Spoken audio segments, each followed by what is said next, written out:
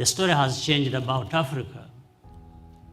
What Africa was 10, 15, 20 years ago is not the same story about the continent. Many countries have made good progress in terms of prosperity. You would transform those rural economies from zones of economic misery to zones of economic prosperity. And that's the kind of industrialization we need, the industrialization that takes hundreds of millions of people out of poverty. I do sometimes question that, could I have done better with the results that I've had? And in every case, yes. But I've come back to saying every one life that I make a difference in is worth it. Every one life that is saved, every one life that goes to school, that has a chance. And I think you have to start from the one to get to the whole. And mine is about getting to the whole.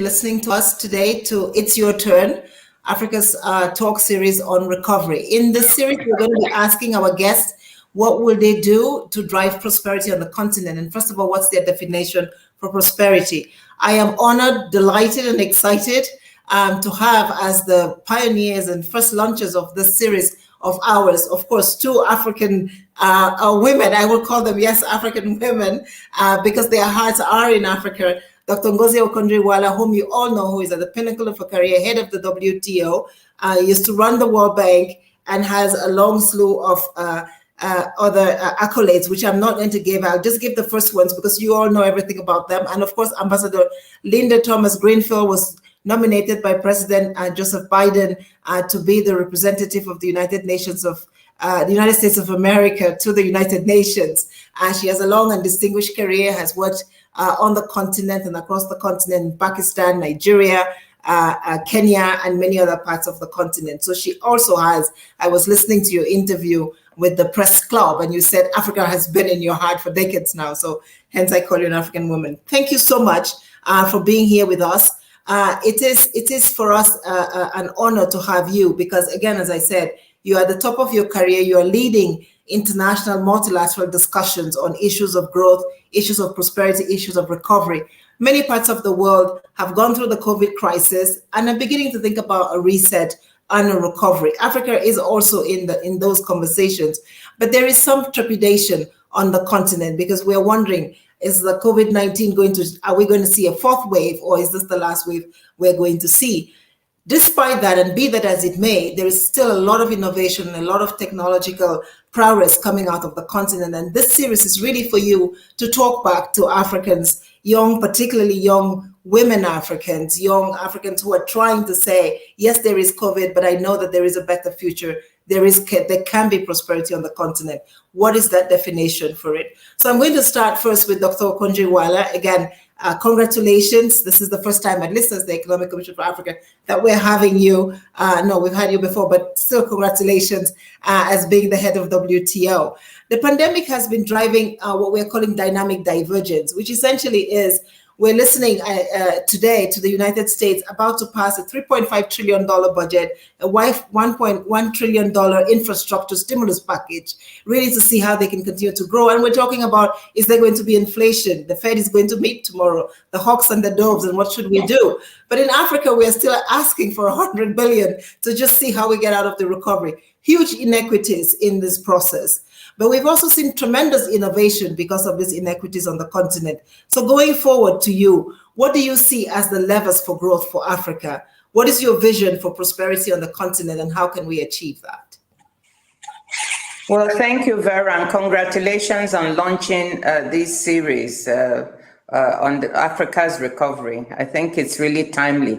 And I'm absolutely delighted to be with my sister, Linda, on this program. That's a treat. So the levers for Africa's recovery.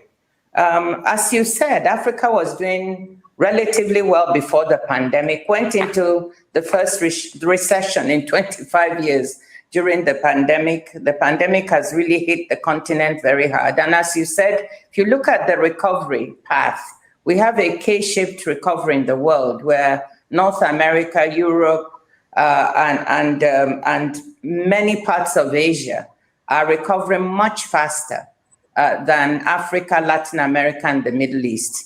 So a two-track recovery.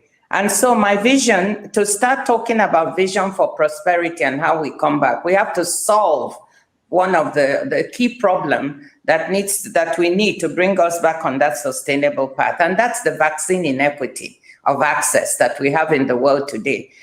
Both ourselves here at the WTO and the IMF have traced the two-track recovery or the K-shaped recovery to lack of access to vaccines. So those parts of the world that have access are recovering much faster because the economies can open up faster.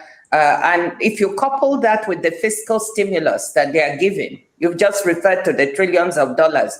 The developed countries have actually, many of them, given fiscal stimulus of up to 25% of GDP.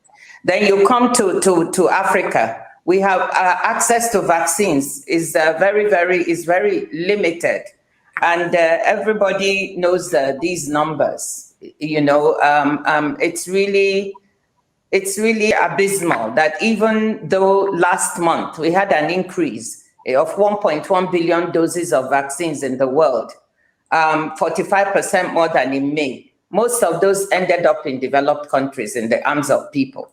So until we solve that problem, so we need to find a way to get adequate access to vaccines to our countries. And we couple that with trying to implement some more fiscal stimulus. But you mentioned that we have very little fiscal space to be able to do it. So let's just focus on getting the vaccines in now. So that's the first thing to get us back on the path of sustainable recovery. I think after that, we have to look at some of the things we've seen during this pandemic on the continent. And I want to mention 4 factors that I think will levers. The first is that, look, our continent performed rather well in this pandemic with respect to regional governance. I won't stop saying it. I've been very proud to see our leaders, our presidents come together under the leadership of First President Ramaphosa to look at an all-Africa response to the pandemic. We showed we could act as one. Many innovations were put in place, the Africa Vaccine Task Force, the medical supplies platform, they appointed envoys to try and mobilize financing. I was one of them. Africa CDC was put in place and strengthened.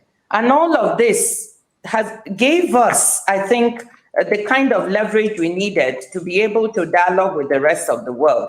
And I think it will result in more vaccines coming in the next few months. So that kind of continental governance, I'm dreaming if we can, use it to help propel the continent after the pandemic.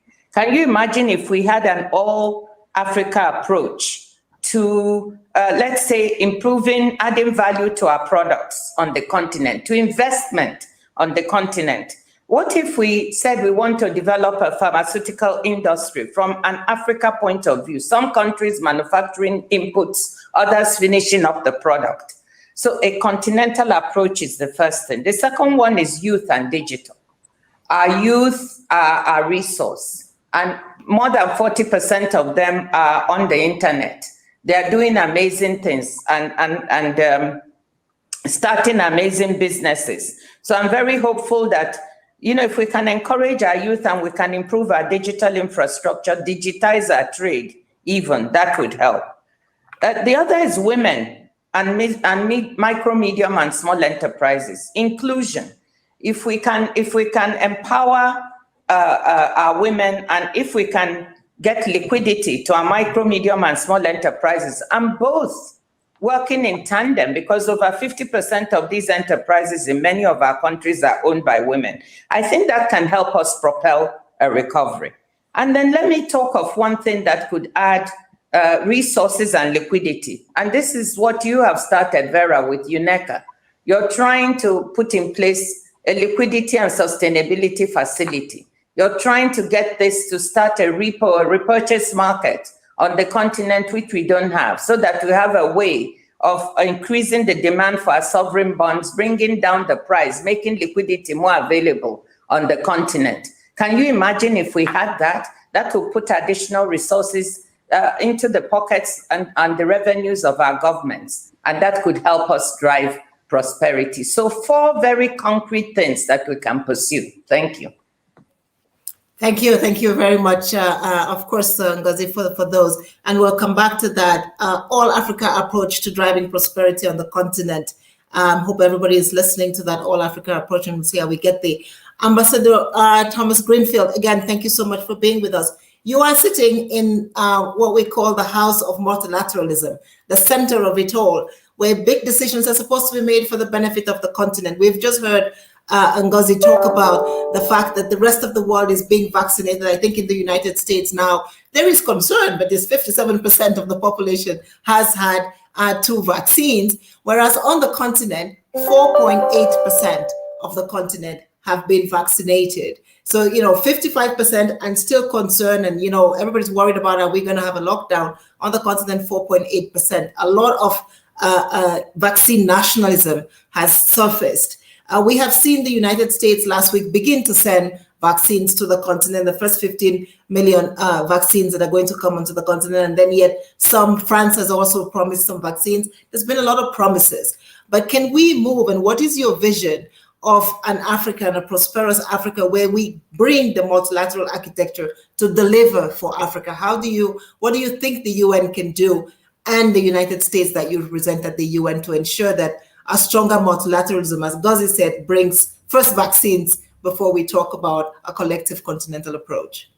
Well, thank you so much, Dr. Sangwe, and Dr. Ngozi. It's so wonderful to be on the screen with you as well. Both of you are huge contributors to making sure that Africa stays on as a priority on all of our agendas, but also are great supporters of the role of women.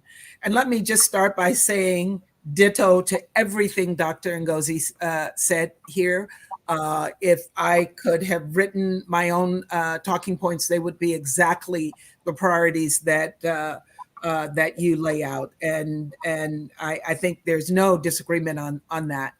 I will also start by saying that Africa is a priority for the Biden administration, and we've engaged with African countries as partners in pursuing our shared interests and our shared values that include security, global health, climate, freedom, democracy, and shared prosperity. And for me, the issue of prosperity means it equals a future, and it equals hope for Africa. The United States has been, we see this as an essential step in achieving all of our goals, that if there's a prosperous Africa, we're all successful. And that means ensuring a successful multilateral vaccine response to the pandemic. The United States is committed to bringing the same urgency to international vaccination efforts that we have demonstrated at home.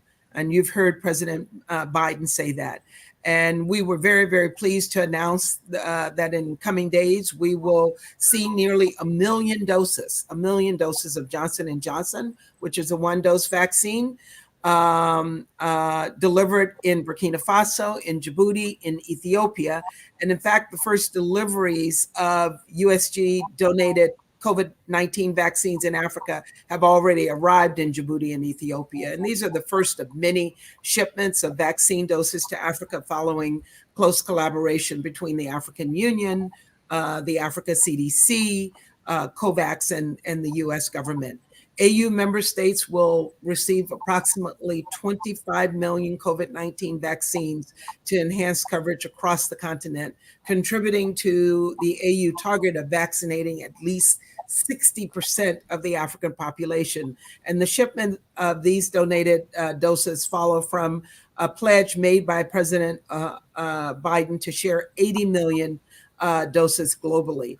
Starting in August, President Biden's commitment announced that the G7, the United States, will seek to donate an additional 500 million Pfizer vaccine doses globally. And these deliveries will also be delivered through COVAX. And these doses are in addition to funding we have provided directly to COVAX, starting currently with $2 billion. We know that this pandemic is global, and you cannot deal with a global pandemic by just focusing internally. So while the president focused internally initially, we immediately started to work on how we can address this much more globally. And just to reaffirm the points that Dr. Ngozi made early on, we have to focus on women, and we have to focus on youth. And they are Africa's biggest resource, with more than 50% of the population women, and then with the median age of the African continent at 19. If we don't focus on young people who have that entrepreneurial spirit that you mentioned, Vera, we're going to lose the continent. So we seek to magnify the entrepreneurial spirit and dynamism of women and youth across Africa to help create jobs and opportunities that we know will allow for them to invest in their countries and their futures. According to some of our experts, annual global GDP could increase by as much as $7.7 trillion if countries implement legal reforms to increase women's ability to access institutions, for them to build credit, for them to own and manage property, travel freely, and work in the same jobs and sectors as men. A more resilient recovery requires that women have the power to fulfill their true potential. And we must also collectively work with women and youth to face the devastating impact of climate change. So as we're dealing with the pandemic, we also have issues of climate change. We have broader issues of poverty that we have to address on the continent. I'll stop there. Thank you. Thank you so much, Ambassador. I think you brought that home very well in terms of the vaccines in the United States. Yes, charity starts at home, and one has to do something at home. First test it and then bring it out. I think we're very, very pleased to see the vaccines coming to the continent. The African Vaccines Acquisition Task Team that is led by Strive Masiweya Avat, also working with COVAX, has been working very closely with USG, the United States government, to ensure that these vaccines come and come on time. 60% is our target, 4.8% is where we are today. We cannot do it alone, and multilateral UN will be able to deliver that. But you touched on something which is very important, and I'm coming back to you, Dr. Ngozi, is the question of jobs. We have seen as part of this crisis, this innovation that has come on the continent, but also the desire for Africa that used to depend 95% for its health commodities from imports. And we talked about health security. We know that health security cannot be sustainable if we're importing all of our health commodities. So you have been leading the drive for better manufacturing, for more manufacturing of health commodities on the continent, with, of course, the TRIPS conversation being at the center of it. A lot of Africans are talking about this. Can you tell us where you are with it and how prosperity comes through better, improved TRIPS coordination, and what the UN, if at all, can do to help support that drive? Well, thank you. The TRIPS, the argument on intellectual property waiver at the WTO started even before I got here. I think as soon as the pandemic started, a group of our members, mainly developing countries, over 100 of them, felt that one of our agreements, the intellectual property agreement, that if we could find a way to waive a provision that would give access to developing countries to be able to manufacture more vaccines. Now, this has been going on for quite some time. Other members feel that waiving IP will not necessarily lead to increasing the availability of vaccines. So that's what's going on. So let me backtrack a bit and say, what is the objective we're trying to achieve? The whole debate started because there's a supply scarcity in the world, and we want to increase access to vaccines like we talked about. Now, let me say that I think there are three things that we need to do. We'll come back to IP waiver in a moment, and I'll tell you where we are. But I don't want people to forget that there are other things we have to do in addition to IP and know-how. I think the first is to ask ourselves whether we have the capacity to manufacture the vaccines. And in looking at this, I had written an article where I talked about this issue of looking at capacity. You see on our continent that we have very little. There are a handful of countries, maybe in Tunisia, Morocco to some extent, Senegal, South Africa, where we have some capacity. But that's why we're importing 99% of our vaccines. So if we get IP today, we won't be able to do anything with it because we don't have the investment, we don't have the manufacturing capacity. So that was one of the things I thought we should focus on. And that's a very necessary thing if you want to manufacture. So that's the first part. I think the second part is working with manufacturers to make sure supply chains are open. And that's what we do at the WTO. It's our members who put in export restrictions and prohibitions, stopping supplies for manufacturing vaccines, moving from one country to the other, one continent to the other. You recall that to manufacture the Pfizer vaccine, they said they have 280 components being manufactured at 86 sites in 19 countries. For J&J, it's 180 components being manufactured, I think, at 60-something sites in 12 countries. So if any member puts a restriction, that's a problem. So you need free-flowing supply chains. A corollary of that is working with the manufacturers to ensure that the raw materials and supplies they need, where there are bottlenecks with customs or bureaucracy or regulatory issues, we also help them to clear that. Then you come to the actual technology transfer, know-how, and IP. That's the third set of things that you need. And where we are at the WTO now is that we've moved from debate into text-based negotiations. So the proponents, those who are wanting the waiver, have put forward a text to be negotiated so there'll be an agreement. And that is supposed to be going on. But I have to tell you that it is moving very slowly. And that's what we are trying to push.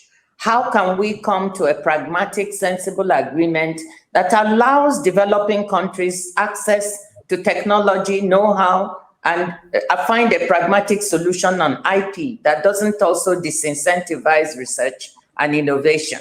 That's where we are. We are trying to do the negotiations. It's not moving as fast as one would like, and we're trying to push that. But we need a combination of all three on our continent if we really want to be serious about manufacturing vaccines. Let me just say, Vera, sorry, that things are actually moving now. Last week, Wednesday, we had a conference here at the WTO, the second one that brought vaccine manufacturers together, and all the CEOs were there. Pfizer CEO, Moderna, AstraZeneca, J&J, Sputnik, and you can see I'm excited. And Sinopharm, we had them all here at the WTO convened to tell us where they're investing. And it turns out there's movement now. J&J is going to invest more in South Africa. I think the US government is also supporting that, and EU. They are going to there's investment from Pfizer that was just announced in South Africa. Investment is going into Senegal, Rwanda. And so it's exciting. Things are happening. And we need to push on this. Thank you. Thank you so much. It's your turn, Ambassador Thomas Greenfield. I was going to come to you to something moving away from the vaccines. We watch, I think, with amazement, 2 weeks in a row, rich millionaires go to space and come back. And we thought the power of innovation and the power to reimagine a different world, especially with the conversations we're having, both in the United States, but also here in Africa, in places like Mozambique, on climate change. It brings together these questions of innovation, technology, jobs, and wealth, and how we can see that together. What do you see as a priority for US and Africa working together to deliver more inclusive growth, more inclusive recovery? In the US, you're talking about 6 million jobs lost, and have you stopped? Should we start thinking about reset? Here we have 100 million jobs. How can the US and Africa work together in a green space, in an innovative space? Maybe not yet going to space, we can't afford those engines, but what do we do? Over to you. Good. Thank you so much for that question. And we were all watching that those space launches with tremendous awe, but also seeing the innovation that went into that, knowing that it's extraordinarily costly. And what I would hope to see, and I think the United States would hope to see, is that we see across the continent of Africa more efforts to draw on the wealth of the continent, and we know the continent is wealthy. To draw on their wealth of dynamism, particularly among women and youth, to create jobs and opportunities that we think will allow them to continue to invest again in their country. And we're working through institutions such as the DFC, which there's to provide loans of up to $250 million to the Africa Finance Corporation to continue serving borrowers across the continent as a low-cost source of financing. Another example is an initiative that has helped the Ghanaian, a Ghanaian company producing handcrafted products for export, preserve 250 jobs during COVID-19. And we hope by 2022 to look at creating more jobs on the continent of Africa. We have to look for opportunities to invest in the continent. And we have, through our institutions, work to do that. So to give you another example, through the Department of State and U.S. Agency for International Development, we've provided roughly $541 million to health and humanitarian and economic support assistance to more than 40 countries across the continent to help them to continue during this pandemic. But I think as we move forward, as we start to work on addressing issues, as I mentioned, of climate change, to address issues of poverty, and to empower those who have the wherewithal to help the continent move forward. In 4 years, we're going to see Africa come out of this pandemic stronger. And we've seen the innovation on the continent, as Dr. Ngozi mentioned, looking at some of the activities related to COVID in South Africa, in Senegal. We've seen innovation step up on the continent. And I think there's a sense across the continent has to step up its game. And it has to start pushing its own priorities and initiatives and bring the rest of us along in support of those initiatives. And I think that's a positive thing that has come out during this period of the pandemic. Could I add to what Linda has just said? With respect to jobs on the continent, creating prosperity and investment. Just to say that, this pandemic, of course, has resulted in a crash in new investment on the continent. I think greenfield projects, investment in greenfield projects fell by 62%, I think, according to UNCTAD, compared to 19% in developed countries, 62 on the continent. So that means we need to think of how we recover investment and what we can do to add value. So we have, I think the biggest reflection we need, apart from setting up a pharmaceutical industry, is to reflect on our products that we already have and how to add more value to that and how to attract investment into adding value to agricultural and other products. So I think this is really key. We are negotiating an investment facilitation agreement here at the WTO, and I hope there are more than 100 countries that are members. Many of them from Africa. If we conclude this will help investment facilitation very much. And that will make it easier for both outsiders to invest, but also Africans. Africa to Africa investment is becoming more important. And we also need to make the continent hospitable to our own business people to invest.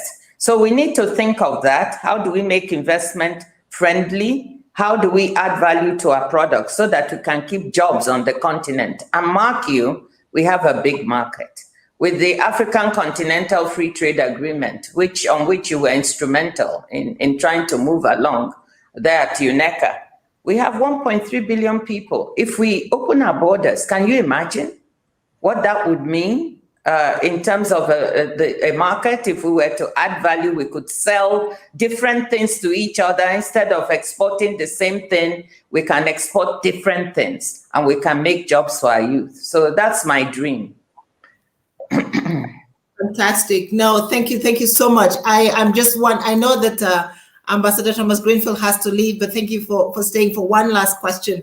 And I was going to try to make it, I know that you love arts and culture, and I wanted to ask you a question on the arts and culture. So taking us a little bit away from COVID and hoping and praying that our borders will soon be open. You have traveled across the continent. You know the continent well. You've seen the potential in tourism. I just wanted you to give us a sense. There's tons of young kids, youth out there looking at that segment of our economy and saying, what more can I do? We saw Ghana attract, almost $1 billion by bringing in, African Americans into Ghana for a summer season. How do you see this kind of African American to African coordination delivering prosperity for both sides of the continents? Thank you. That's a wonderful question, and I do think it's a question we need to consider. And Dr. Ngozi, you didn't prime me for this, but I just had a wonderful visit to the Africa Center in New York last week, and Dr. Ngozi, I am pointing her out on this because nothing to do with my son. Yes, someone she knows well and favorably runs the center, and that center is such an important element of integrating the African American community with Africa, and seeing the cultural connections that we have, that so many African Americans don't actually have a sense of if you've never traveled to the continent. The pandemic has stopped tourism in a way that I think has affected the economies of so many countries in Africa. So this is really related to the pandemic as well. But we need to figure out, as we've had this break, how we can enhance the connections between the African Americans in America and the entire diaspora around the world to the continent of Africa, because there's so much more that can be done that will contribute to the economies of these countries, but also contribute to our own understanding of where we go next, and how we can work together as two communities to improve Africa's prosperity and to improve the future for all of our people across the diaspora. And I think that is something we all have a responsibility to contribute to, whether we are working in Geneva at the WTO, or we're working at the UN here in New York, or we're working on the continent of Africa. There is a synergy there that we have to take advantage of and encourage and support as we move forward in the future. Fantastic. To drive prosperity in Africa, we do need the diaspora. We do need African Americans to come together with us. I think really, really great answer. Now back to you, and last question, Dr. Okonjo-Iweala. What would you do to drive prosperity in your current job, and how can the UN family assist in that process? Well, let me just, add to something that Linda said. It's also driving prosperity. You know, one of the things we always forget is that we have so much in arts and culture that has been so unexplored. And, you know, our art is beginning to be valued across the world. Our theater, our entertainment, you know, Nollywood in my country, before we left, we found it was up to 1% of GDP. So this is something we should encourage more. You know, how do we export this even across the continent? Because that will bring prosperity. This creative arts industry is one of the biggest job creators we found in Nigeria for youth, particularly those also coming out of university who are not employed. But we don't value it enough ourselves. We don't support it enough. And if we want prosperity, I think we have to start thinking out of the box. I talked about manufacturing investment. Of course, we always think of that adding value, but we forget these other aspects, which would add to tourism, but also add to exports outside. So I just wanted to say that now from the WTO perspective, I think there are 2 or 3 things that I'm really excited about that I think we could do to help the continent, you know, to add prosperity. Let me start with a very granular example. We have been working on the continent in several countries with men and women who are producing products which they want to export but cannot because they don't have the right quality. I'll just take my own country, Nigeria, as an example. One of the most exciting things I did 3 months ago was visiting the country officially and finding out that WTO and ITC, which is an offshoot of WTO, the International Trade Center, have a program called She Trades, also co-financed by DFID. And there were people producing shea butter, a cooperative, and they couldn't export because to Europe or the US because of sanitary and phytosanitary standards that they could not meet. So what WTO did with ITC and DFID was to upgrade the quality, working with them over time. They've broken into the European market, into the American market. So WTO can do much more of that. I want us to stop talking of just projects and see how we can scale up that type of activity. And the reason I'm keen is because it helps women, it helps micro, medium, and small enterprises. And if we want to be inclusive, those are 2 areas I think we need to work. Another area is digital. You know, the digital economy, you know well, Vera, because of the work you've done, again, on trade, is here to stay.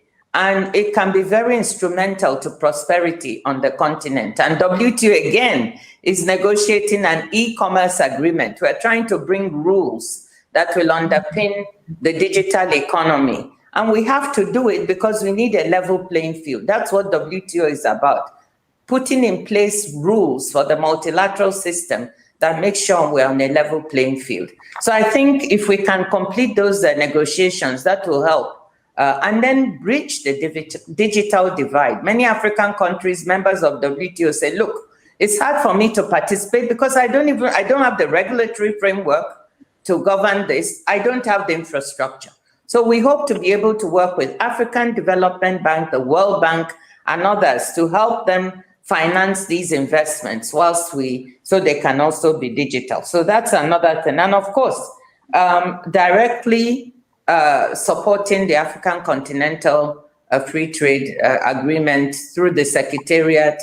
We have aid for trade, which we can mobilize to help them solve certain problems that they may have. I think this is good. But finally, the last thing we're trying to do is this vaccine issue. I keep coming back to it. I'm so because I see it driving a recovery that is slower. We are working hard at the WTO. We really think we need to get manufacturing up, get the technology transfer and know-how, get the IP issues sorted out so that our continent can have access. So these are things we are doing right now. No, thank you. Thank you so very much. I think you started by saying a One Africa approach. Institutions like the African Development Bank, of course, Afri-Exim Bank, the Economic Commission of Africa, the African Union, have all been working together to deliver on this One Africa approach. And clearly it is a One Africa approach for prosperity. On e-commerce and particularly digital, I think Africa has been able to take the lead in saying, let's come together and do our own digital strategy. The question now is, as we see the big conversations around the digital systems, how does WTO and Africa work together to ensure that as we talk about e-commerce, and exactly as you said, leveling the playing field on e-commerce, can Africa have a seat on the table? What will be the two things Africa needs to watch out for in WTO conversations on e-commerce so that we don't find ourselves where we found ourselves with vaccines, everybody very far ahead, and Africa's e-commerce security in the hands of somebody else? This will be my last question. Yeah, well, let me take one. When you're talking about digital and e-commerce, there's one thing: cross-border data flows. Data flows are growing at an escalating rate. And many of our countries don't know how to govern this. And they don't have the regulatory framework to govern this and say what should be private, what type of privacy act, if any, do we need, what should be allowed to flow, how do we make money out of this? Because a lot of what is flowing is our data. So this is one area where it's very important to have a seat at the table, because this conversation is ongoing right now. And if we don't become part of it, we will lose out. But I understand the trepidation of the countries, because, to that regulatory framework, before you agree to something, you need to understand what you're agreeing to. And we don't have that capacity in many countries. So WTO, trying to see how we can work with other international organizations to build that regulatory framework. And we've been talking about it with the World Bank, for instance, I think would be one key place we need to watch out and make sure we get our ducks in a row and our house in order, in order to benefit from that. All the other things, e-payment systems, systems for preventing fraud online. I think those agreements are coming and we should be part of that. I think the other thing really where we need a seat at the table is that many countries complain they don't have the infrastructure, Vera. And we need to make sure we're not left behind. This thing is happening so fast. So how do we get the basic infrastructure in place? How do we make those investments that can connect us digitally on the continent and allow our people to trade? You are the one. I've been using an example you gave of Rwandan women who sold coffee online to people in China, made $4 more per ton. That is the dream. We need to be at that table so our people can make maximum use of the opportunities and the possibilities.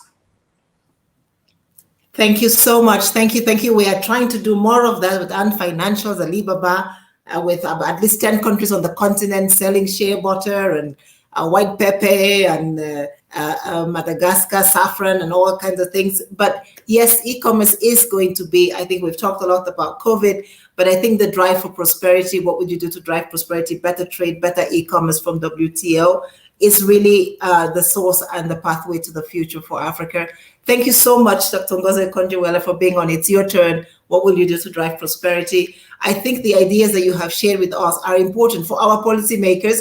You ended up with governance, one Africa approach, but also good governance in the regulatory frameworks that we put in place. We hope that we can continue to use that to drive prosperity on the continent. Thanks again so much, and good luck with the task ahead on the trips. Thank you, Vera, and congratulations on a very interesting program. Thank you. Continue the rest. Facility, don't stop. I will. Thank you. Thank you. Bye. Bye-bye. Bye. Be safe.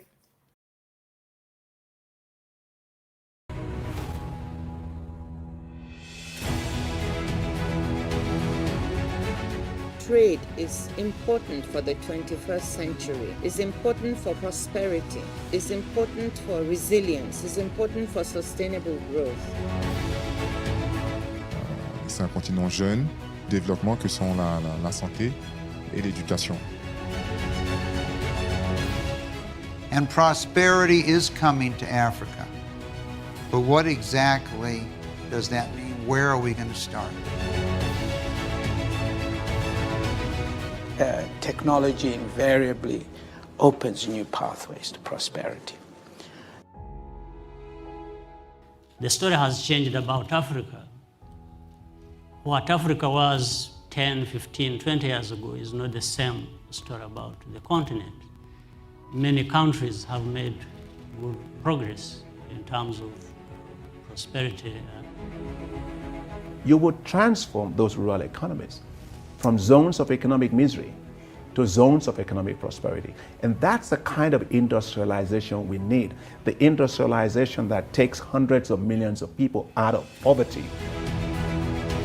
I do sometimes question that, could I have done better with the results that I've had? And in every case, yes. But I've come back to saying every one life that I make a difference in is worth it. Every one life that is saved, every one life that goes to school, that has a chance. And I think you have to start from the one to get to the whole. And mine is about getting to the whole.